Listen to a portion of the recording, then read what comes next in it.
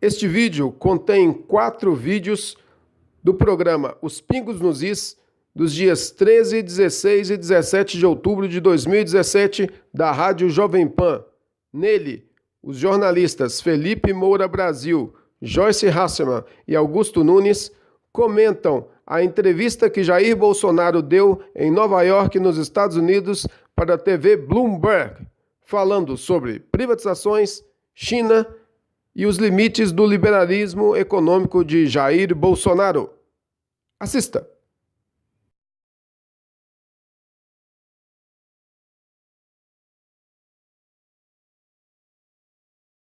Ao meu destaque. Vamos lá. É o que eu considero a frase do dia. Brasília é a cidade que vive da riqueza que não produz. Mas eu vou contextualizar isso e relacionar com as eleições de 2018. É que chegaram aos ouvidos do governador do Distrito Federal, Rodrigo Hollenberg, que é do Partido Socialista Brasileiro, propostas para extinguir as estatais locais, TerraCap, NovaCap, e para privatizar as concessionárias de água e luz, além do Banco de Brasília. E o secretário de Economia do governo dele, que é o Valdir Oliveira, sem citar nomes de empresas, porque não é o momento, ele disse, ele falou o seguinte para o antagonista, aspas, precisamos reduzir o tamanho do Estado drasticamente para ampliar os serviços. Precisamos de uma Brasília que tenha vida. Brasília se transformou na cidade do não pode. É a cidade que vive da riqueza que não produz. A arte é bonita, mas não resolve nossas carências na gestão pública, nem supre nossa necessidade de investimentos. Fecha aspas. Ele disse também, aspas, é urgente um novo modelo econômico para a capital federal, o modelo de Estado intervencionista demais e de tudo, absolutamente tudo, voltado para o serviço público, tem de ser implodido. A Brasília da década de 70 já não existe mais. Os filhos dos servidores estão sem emprego. Fecha aspas. Pois é, claro que o Valdir é criticado pelos colegas socialistas dele e cotado para disputar o governo local em 2018, quem sabe por uma legenda menos estatista. E eu queria lembrar que entre os potenciais candidatos à presidência no ano que vem, aqueles que já defenderam, como Valdir, uma agenda liberal de privatizações são o prefeito João Dória e o deputado Jair Bolsonaro. Dória já defendeu até a privatização gradual da Petrobras e hoje o Bolsonaro disse nos Estados Unidos que aceitaria privatizar a maior estatal brasileira, menos para a China. Já o Álvaro Dias, do Podemos, que tem 5% das intenções de voto, segundo o Datafolha, escolheu Dória como adversário e condenou nas redes sociais as propostas alardeadas pelo prefeito como a privatização da Petrobras, da Caixa, do Banco do Brasil. E além disso, o Álvaro Dias, para fazer um perfil melhor dele, defende a taxação de grandes fortunas, que não funciona em lugar nenhum, porque a pessoa leva o dinheiro embora. Isso aconteceu lá na França, no governo socialista do François Hollande. Ficou famoso o caso do ator Gérard Depardieu, que declarou renda na Rússia para pagar menos imposto. Então o resultado é esse. O sujeito rico, ele não fica esperando o governo taxá-lo, ele transfere a cidadania, leva até as empresas ou qualquer tipo de negócio para outro país, o que pode fazer a arrecadação do país de origem cair, ao contrário do que esperam os socialistas. Então eu sugiro ao Álvaro Dias um vice que também é contra privatizações de setores supostamente estratégicos e até outros, né? E é a favor da taxação de grandes fortunas. Chama-se Lindbergh Farias, do PT, o partido que usou as estatais como cabide de emprego de apaniguados e fonte de propina em esquemas de corrupção. Não só Brasília, mas todo o Brasil precisa de algo bem melhor do que isso. O Álvaro está errando, né, no discurso. Ele é um bom senador, foi um bom governador, mas ele está flertando demais com esse discurso esquerdinha, essa coisa de, olha, vamos taxar as fortunas, como se fosse, né, um grande pecado, né, fazer fortuna. Se for decente, se for honesto, se for dentro do jogo legal, muito bom, nenhum. Parabéns, né, e que as grandes fortunas tragam grandes empresas e gerem milhares e milhões de empregos. Agora, o Álvaro descambou, o discurso dele não era esse. Eu não sei o que está acontecendo, se ele está convivendo muito ali com a bancada mais à esquerda do Senado, ou se ele está querendo propor um discurso para de repente pegar aquele esquerdinha mais caviar, aquele esquerdinha que não quer muito assim repetir o Lula. Então ele quer se apresentar como um candidato mais ou menos liberal, mais ou menos, mas também que pode abraçar aquele eleitor que gostaria de votar naquele discurso pífio que é o discurso da esquerda, aquele discurso mentiroso, né, de olha, nós vamos cuidar aqui, né, dos pobrezinhos, vamos tirar dinheiro do rico e dar pro pobre. Eu não sei o que aconteceu com o Álvaro Dias, ele também deve ter batido a cabeça na parede, porque não era o perfil dele até recentemente, né, Augusto? Olha aqui, eu acho que eu sou radicalmente a favor da privatização. Eu também, e vejo com enorme simpatia esse tipo de privatização que o Dória está fazendo, porque ele não surpreendeu ninguém. Ele, aliás, foi eleito para fazer isso, Exato. porque votaram nisso aí. E agora ele é acusado pelos jornalistas de estar cumprindo a promessa dele de campanha. É muito justo que ele, em São Paulo, como alguém disse, não me lembro se repetir aqui, até o defunto é estatizado, pô, e ele está privatizando cemitérios. O que o Estado, que a Prefeitura tem a ver com isso? Está privatizando o Pacaembu, que vai ser muito usado, tanto para futebol como para espetáculos. Está privatizando esse autódromo de Interlagos e tal. Enfim, ele está se livrando de coisas que não tem nada a ver com o papel do Estado. E o pessoal continua no terceiro turno criticando isso aí. Tomara que vá até o fim, que se espalhe o exemplo e que todos descubram que a privatização moderniza, melhora um país e não o contrário. É isso aí. Você sabe que em palestra fechada para investidores e analistas em Nova York, o Bolsonaro falou sobre a capacitação para comandar o Brasil, né? E como é que ele mesmo se define. Ele disse o seguinte: olha, eu não sou o nome mais capacitado, né? Mas não estou envolvido em escândalo de corrupção. Então estou me cacifando.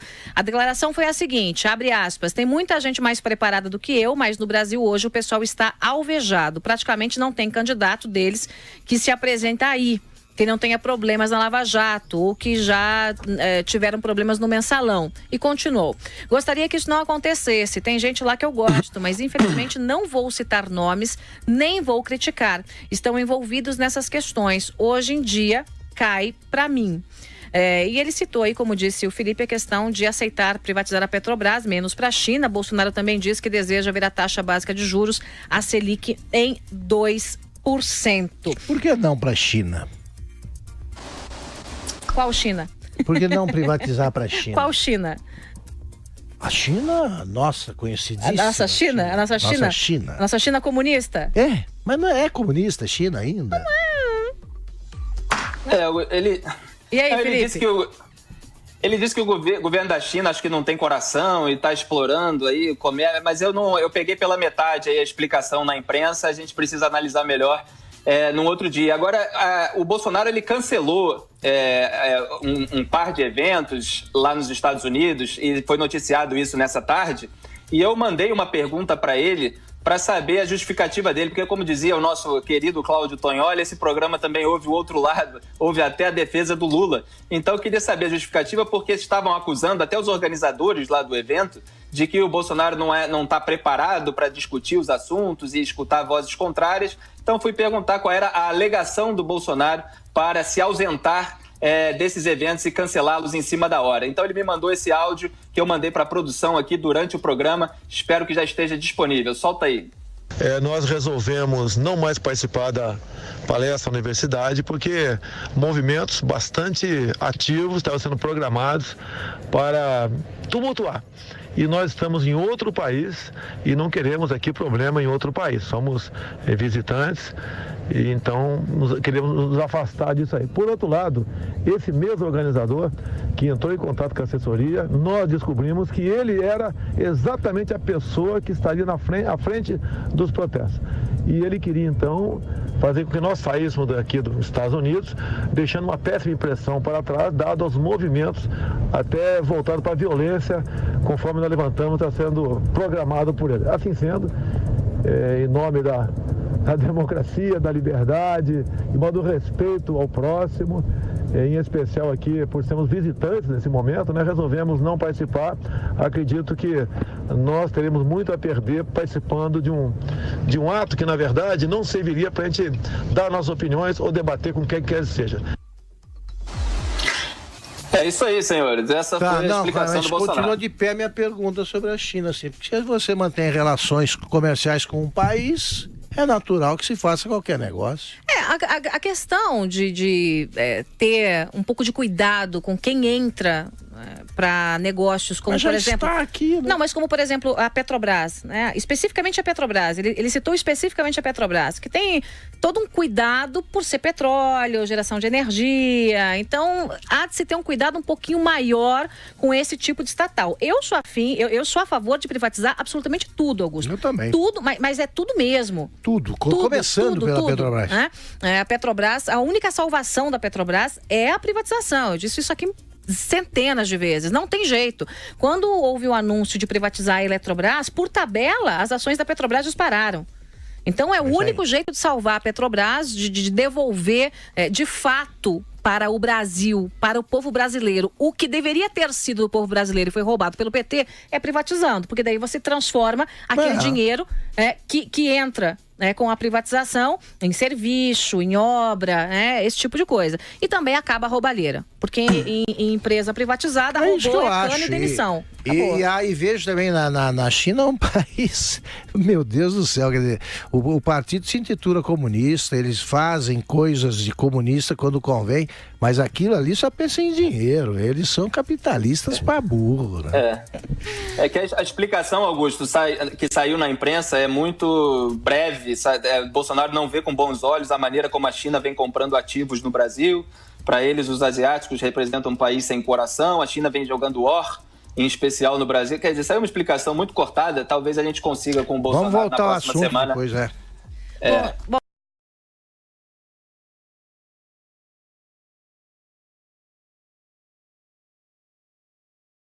Bom, eu queria primeiro fazer uma ressalva. Eu acho que para ser presidente da República não é preciso entender de economia, nem muito menos ser especialista. O exemplo de que isso não é necessário é o Fernando Henrique Cardoso, que em 95 é preciso montar uma boa equipe. Ele montou a equipe que fez o Plano Cruzado e foi um presidente muito bem sucedido. Eu digo isso a propósito das declarações, de algumas declarações feitas pelo deputado Jair Bolsonaro durante a passagem dele pelos Estados Unidos. Corretamente ele disse, olha, eu não entendo de economia, mas eu vou me cercar de pessoas que sabem e eu já tenho alguns conselheiros. Eu acho que se deve depender pelas declarações que ele fez sobre a China, que ele deve mudar pelo menos alguns conselheiros, porque eu acho que ele precisa de algumas informações que são essenciais e que eu vou tentar resumir aqui. Ele disse, primeiras declarações, evidentemente, ele disse assim, que é favorável à privatização da Petrobras, menos para a China. Segunda, sou pela privatização, mas passar uma estatal brasileira para uma estatal chinesa está passando atestado de incompetência. E a terceira é a China não tem coração. Algumas observações. Primeiro, o tamanho da China no comércio mundial. A China hoje representa 15% das movimentações globais. Tem o mercado chinês abrange 1 bilhão e 300 milhões de consumidores. O acordo comercial, as relações comerciais com o Brasil são muito boas para o Brasil desde 2009. A China é o principal parceiro comercial brasileiro. Nos primeiros 4 meses de 2017, a China foi responsável por 40% do superávit da balança comercial brasileira. 80% das exportações de frango do Brasil vão para a China. De toda a soja que importa do mundo, a China importa 60% do Brasil. 60% das importações. Em 2016, o intercâmbio comercial entre os dois países chegou a quase 59 bilhões de dólares. O Brasil teve um superávit de 12 bilhões de dólares nesse período. A China investiu no Brasil, em 2016, 10 bilhões de dólares. E a China já tem a concessão das usinas hidrelétricas de Jupiá, de Ilha Solteira, tem as linhas de transmissão de Belo Monte, e é chinês, por exemplo, o Banco da Bahia, Marido Capital. Aí eu me pergunto o seguinte, com esta declaração, o Bolsonaro, ele se arrisca a sendo presidente, se ele leva isso adiante, ele coloca em risco. Ele diz, não, pô, se ele levar a sério esse negócio assim, a China pode participar de tudo, menos da Petrobras. Imaginem uma retaliação chinesa. Quer dizer, para que você se indispor com um país que é cobiçado, um mercado que é cobiçado por todos os outros? Não faz sentido. Até porque não é o coração que determina as suas relações comerciais, são os interesses nacionais. Então não precisa mexer com a China. Não tem problema. O Bolsonaro corretamente diz que as condições de trabalho na China são absurdas. E é verdade. Mas aqui, a China, em tudo que faz no Brasil, ela tem de obedecer às leis brasileiras. Então não há esse risco, né? Você não vai tornar o trabalho... As leis da China não vêm para cá. Uma espécie de trabalho escravo, você não vai repetir aqui no Brasil, porque aqui as leis são diferentes. E a China, eu sustento com muita convicção, não é mais um país comunista. A China é um capitalismo de Estado. Você tem uma ditadura de um partido e eles pensam em dinheiro. Não é capitalismo de Estado, eles só fazem negócio com qualquer um e com tudo. Acho que a gente deve aproveitar esse momento favorável para o Brasil e agir pragmaticamente. Não tem nada de, não, a China tem que mudar isso, mudar aquilo. Não é assim que os outros países fazem. É por isso que eu sugiro que o Bolsonaro pense melhor antes de dar esse tipo de declaração, porque aí sim você tem a exploração do que ele diz, porque confunde. É o não problema a relação do Brasil com a China. A gente quase não tem tempo, mas só um pequeno... Só para completar, claro. Então, uma frase. Ter a China, ser o maior parceiro comercial da China... Desculpe, ter a China como maior parceiro comercial hoje é o que se chamava antigamente de negócio da China. Não dá tempo.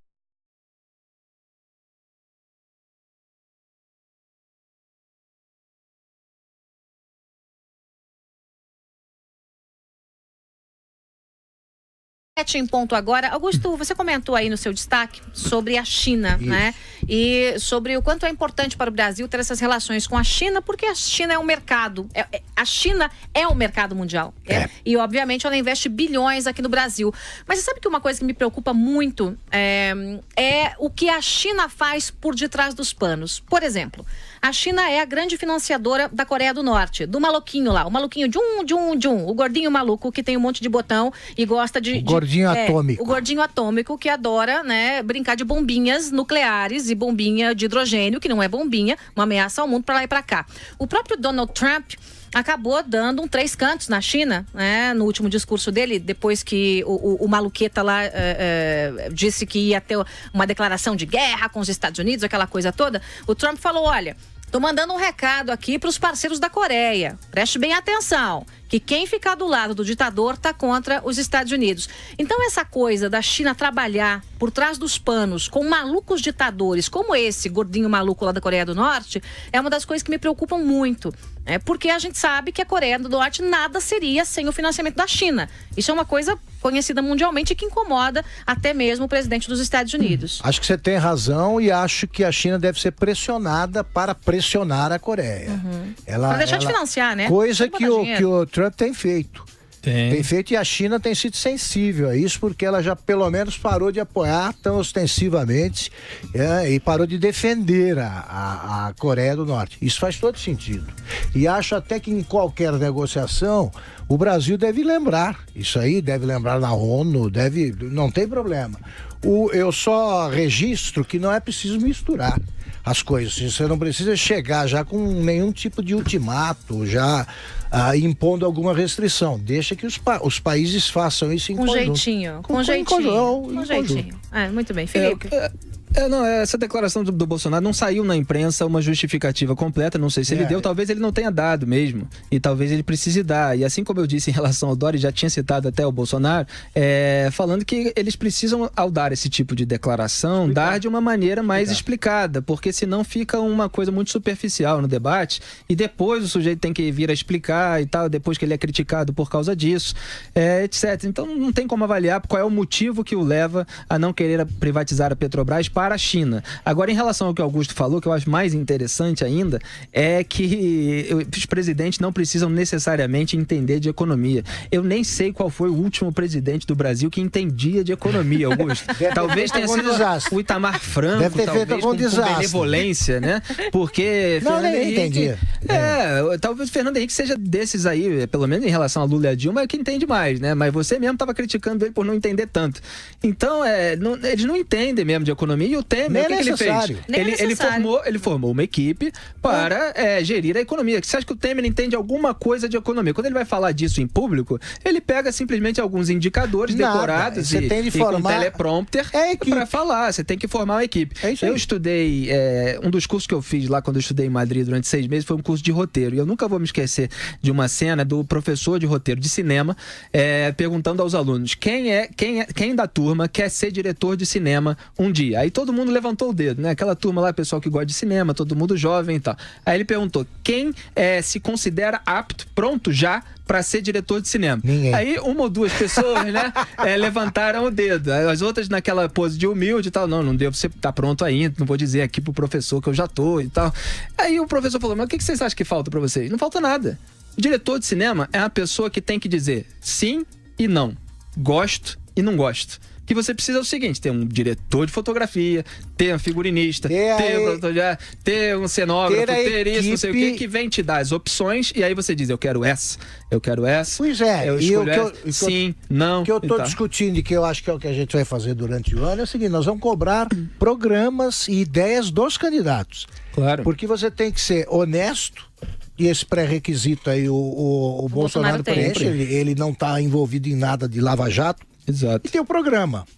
Porque o o eleitorado brasileiro dessa vez vai querer programa. E isso é ótimo. Tomara que queira. Então, e umas semanas atrás aqui nesse programa, eu estava falando justamente da questão do liberalismo econômico nas posições públicas do João Dória e do Bolsonaro.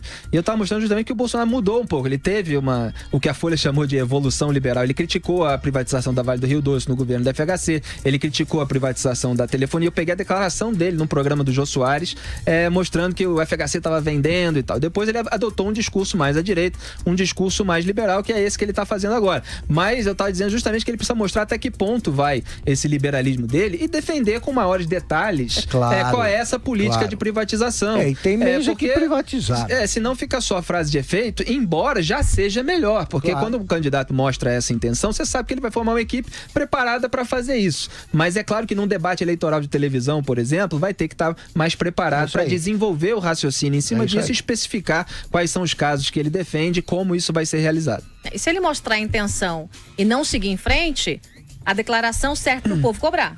Né? Pra em cima. Você não prometeu? Prometeu, vai ter que cumprir. Não prometeu privatizar? Então as declarações são muito importantes, ainda que não sejam tão contextualizadas. Se vierem com contexto, tanto melhor. Mas pelo menos a intenção, dar a entender que em tempos desse Brasil maluco de lava-jato e que assaltaram as estatais é importante demais. Deixa eu só responder uma coisinha aqui no chat, que já estão me xingando aqui, dizendo que ele sempre foi de direita. Esse pessoal é maluco. Eu nunca disse que o Bolsonaro não era de direita. A questão é que tem a declaração dele criticando a privatização da Vale e a privatização do setor de telefonia. Ele mudou, isso não quer dizer que não é de direita, ele tinha algumas opiniões que não se enquadram nesse perfil de liberal, e agora ele está muito mais acentuado nessa posição. Tem uma melhor aqui, ó. Joyce e Augusto Nunes. Aqui a gente comenta com base no fato. Joyce e Augusto Nunes, comunistas do PSDB. Gente, vocês beberam água da privada? Do gato? Do cachorrinho? Tem algum problema na água que tá chegando aí? Eu não sei, troquem a água, porque isso aí é problema na água, né? Olha, jeito. Eu já falei, para eu ser comunista, eu tinha que nascer de novo, virar do avesso, e do avesso mais uma vez, e mais uma vez, e não ia dar conta ainda. Né? Não conheço ninguém que seja mais coxinha, mais de direita e mais capitalista entre a mulherada aí que eu convivo do que essa que vos fala, minha gente. E militância que fica mentindo em favor do candidato, isso é coisa de esquerdista, hein?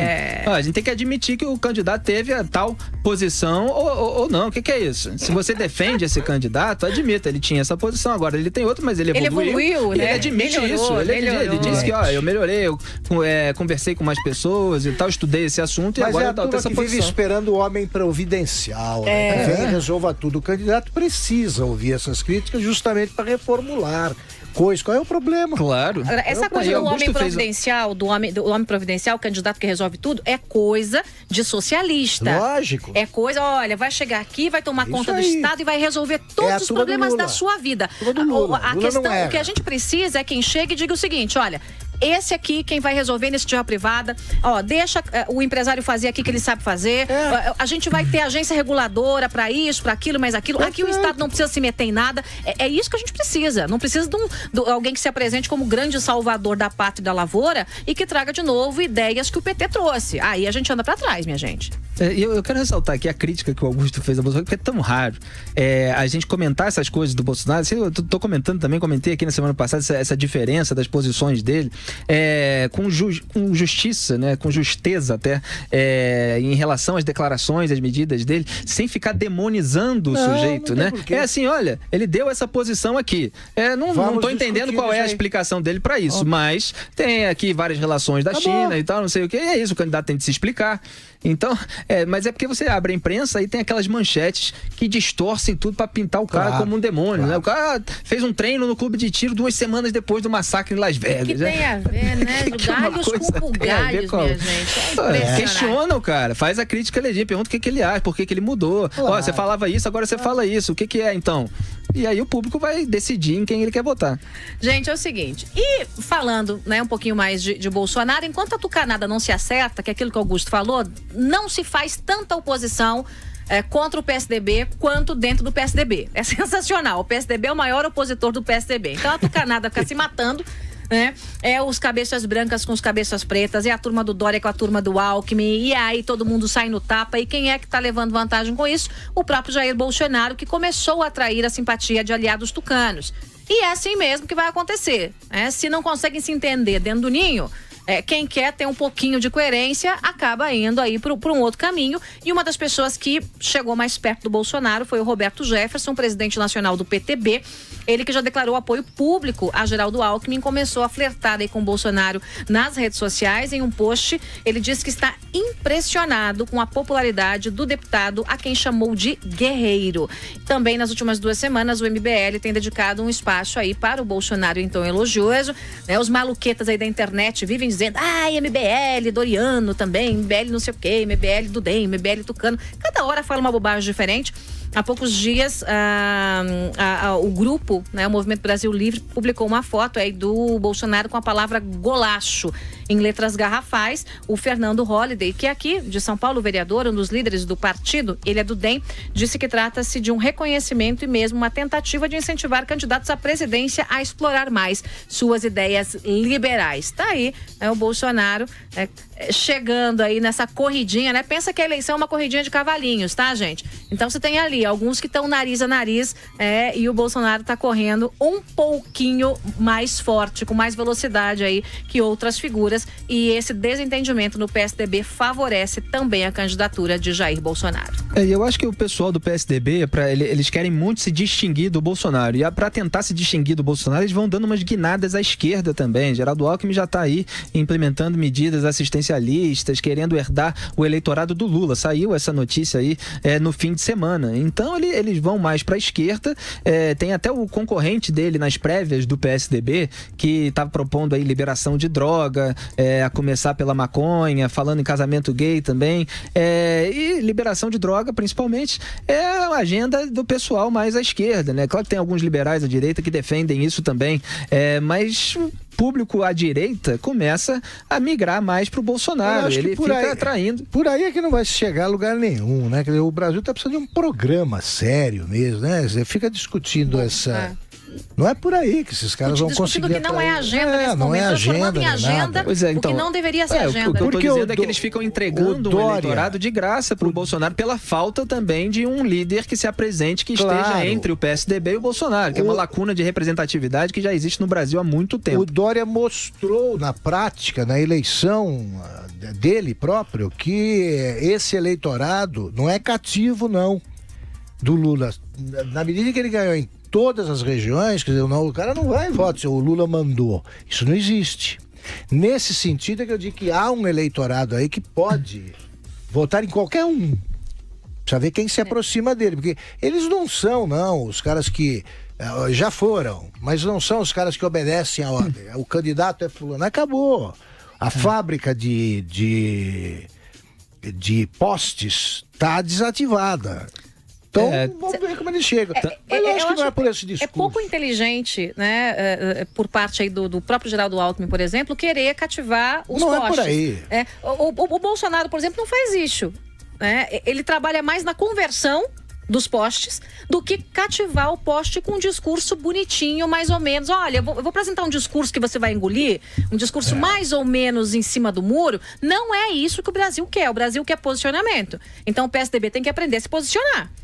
Independente de quem seja o candidato, seja Geraldo Alckmin, seja Dória, ou cada um em partidos diferentes, o Brasil, está muito claro que o Brasil quer quem se posicione e declaradamente diga, eu vou fazer isso e aquilo. Esse negócio de ficar em cima do muro não convence mais ninguém, minha gente, mas nem uma criancinha de 7 anos, esqueça. E o PSDB está com o nome manchado aí, em função do Aécio Neves, em função de citações aí também na Lava Jato, e tem uma pesquisa recentemente que mostrou que o Luciano Huck poderia herdar muitos votos do eleitorado do Lula.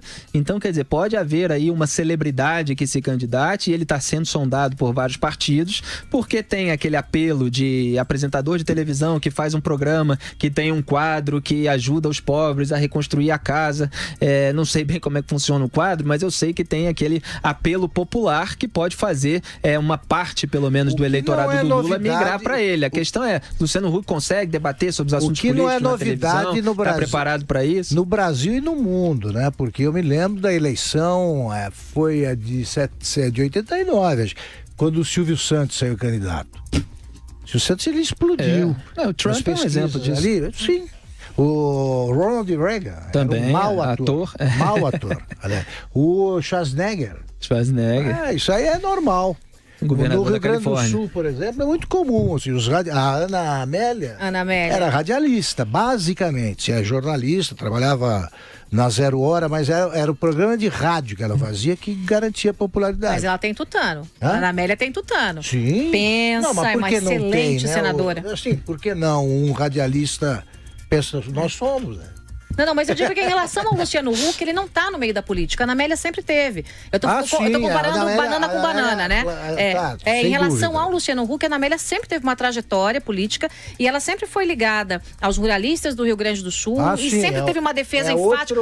Como nós, por exemplo, nós não somos partidários, mas nós somos seres políticos, os três. Nós somos seres políticos. A gente vive isso, a gente aponta os erros, a gente mostra. Então, é mais ou menos o que a Ana Amélia fazia no Rio Grande do Sul. O que é muito diferente da pegada do Luciano Huck, né? Pode até ser que lá atrás daquele homem do caldeirão tem um gênio da política, mas isso a gente não sabe como é que vai se revelar, não dá para saber. Do Partido Republicano. Nem mesmo o Bolsonaro, a gente não sabe como é que ele vai se comportar num debate de televisão. Tem coisas que não aconteceram ainda e que não foram testadas jamais. Eu não nego como o Lula vai comportar, né? Eu não nego nenhuma tendência ou fenômenos que estejam acontecendo, mas eu ainda repito que eu acho estamos longe da eleição. Vai ter que acontecer muita coisa. Muita coisa. Agora, a questão desse negócio da celebridade é que envolve a capilaridade no país, entendeu? Então, a televisão, ela tem uma capilaridade muito alta. Ela chega a todo esse povão do Nordeste que vota no Lula. Então, esse pessoal conhece o Luciano Huck. Ele é muito conhecido, mais até, provavelmente, do que o Bolsonaro. Que a maioria dos votos do Bolsonaro, segundo as pesquisas, é do pessoal jovem, ali entre 16 e 24 anos. É um pouco mais elitizado. Então o Bolsonaro ainda precisa avançar mais nesse outro eleitorado, pelo menos de acordo com as pesquisas, tá? Evidentemente as pessoas desconfiam das pesquisas, mas aqui a gente tá falando com base nelas para mostrar a diferença que uma celebridade tem, que ela tem a força de chegar a esse público. No caso do Luciano Huck, tem o seguinte também, pra você ver como ele aparece com frequência em campanhas publicitárias. Ele é considerado muito confiável pelos anunciantes. Exato, pelos anunciantes. É um rosto confiável, mas não se sabe se isso é transferível para uma campanha política. Não se sabe exatamente. Se é confiável politicamente. Porque numa campanha política vai ser esquadrinhado, vai ter a vida devassada. É outra coisa. E aí vai surgir muita coisa que as pessoas podem não saber, seja qual for o candidato. O pessoal tá zoando aqui, Faustão 2018. O Faustão pode não parecer, viu, gente? Mas é um homem extremamente politizado.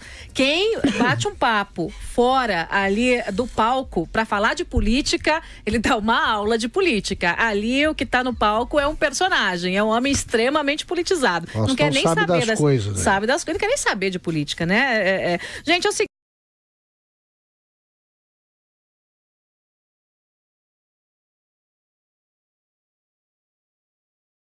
Então, o meu destaque é o seguinte: na sexta-feira aqui eu fiz um destaque sobre as posições dos pré-candidatos de 2018 sobre as privatizações.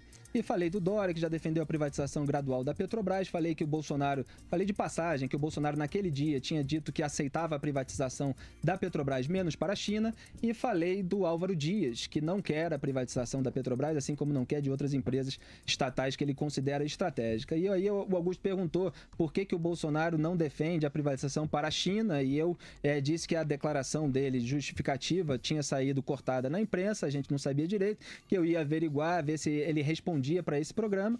E ontem o Augusto comentou sobre as relações comerciais entre o Brasil e a China, a gente falou sobre essa questão de novo. Eu já tinha pedido para o Bolsonaro justificar melhor por que ele fez essa ressalva na sua viagem lá para os Estados Unidos, mas ele só pôde mandar isso hoje. Então eu ofereço aqui o meu espaço do destaque, até para não prejudicar o tempo dos colegas, para o Jair Bolsonaro na íntegra fazer a sua alegação, a sua justificativa completa, concorde vocês, ouvintes ou não.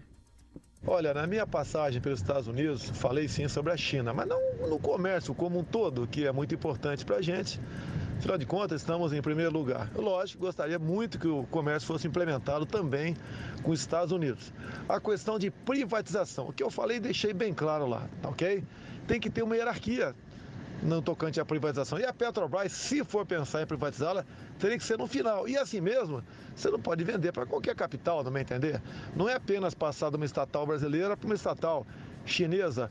A China vem jogando war, aquele joguinho que você vai dominando países, né? E depois no final você ganha o jogo de qualquer maneira. É o que eles estão fazendo conosco. Então qualquer empresa de fora, ou melhor, qualquer país, tendo quase que um monopólio dessas empresas que, no meu entender, são estratégicas, você tem que pensar como fazer isso daí. Por exemplo, a questão de terras, né, que novamente o governo volta a discutir a questão de terras agricultáveis. A China vai comprar em grande parte. Ou seja, eles vão acabar tendo para si a segurança alimentar que é nossa. E eu tenho dito e disse junto ao mercado americano, o Brasil vai acabar sendo inquilino de nós mesmos. É isso que nós queremos para o Brasil? Jogar para o alto estatal, quem pagar mais leva?